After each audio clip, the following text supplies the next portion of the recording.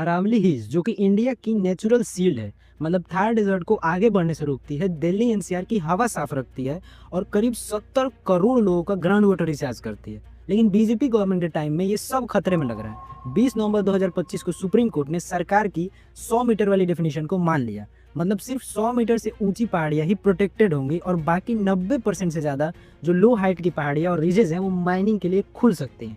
ये डेटा देखो, राजस्थान में 12,000 से ज़्यादा पहाड़ियों में से सिर्फ 8.7% ही 100 मीटर की क्राइटेरिया को पूरा करते हैं, यानी सिर्फ 1027 हिल्स। और हमारे इन्वायरमेंट मिनिस्टर भूपेंद्र यादव, जी हाँ, हमारे देश में एक इन्वायरमेंट मिनिस्टर भी, इनको देख लीजिए। इनका कहना है कि 90% एरिया प्रोटेक्टेड है। अब भी माइनिंग सिर्फ 0.19% एरिया में ही हो सकती है।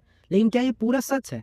क्योंकि 90% इस नई डेफिनेशन की वजह से 90% जो हिल्स हैं वो अनप्रोटेक्टेड हो जाएंगे और उन पर माइनिंग होगी और पोल्यूशन की हालत और भी बुरी हो जाएगी। ग्राउंड वाटर और नीचे चला जाएगा और डेजर्ट और आगे बढ़ना लगेगा। सेंटर ने अभी प्रोटेस्ट की वजह से न्यू माइनिंग लीजेस पे पूरी तरीके से बैन लगा दिया है, लेकिन 100 मीटर वाला रूल अब भी वही है और 90% से ज्यादा हिल्स अब भी रिस्क में है। और प्रोटेस्ट की बात करें तो राजस्थान के उदयपुर, जोधपुर, सिकार जैसे शहरों में लोग सड़कों पर हैं, लाठीचार्ज हुआ, अरेस्ट हुए, लेकिन लोग पीछे नहीं हट रहे हैं क्योंकि ये किसी एक पार्टी का इशू नहीं है, ये पानी, हवा और फ्यूचर का सवाल है। लेकिन ये आखिर हो क्यों रहा है? अचानक से ये क्या हुआ? आपको एक कोइंसिडेंस बताऊं, अडानी ग्रुप का राजस्थान और उसके आसपास के एरियाज में ऑलरेडी बड़े माइनिंग और एनर्जी प्रोजेक्ट्स में इन्वॉल्वमेंट रहा है, जहां ओवर चार्जिंग और फेवर्स के एलिगेशन भी लग चुके हैं उन पे। और अब देखो, कोइंसिडेंस से अरावली के रूल्स को लूज किया जा रहा है, जिसे लो हाइट हिल्स भी ओपन हो जाएंगी माइनिंग के लिए। मतलब कॉर्पोरेट जायंट्स के लिए रास्ता बिल्कुल क्लियर।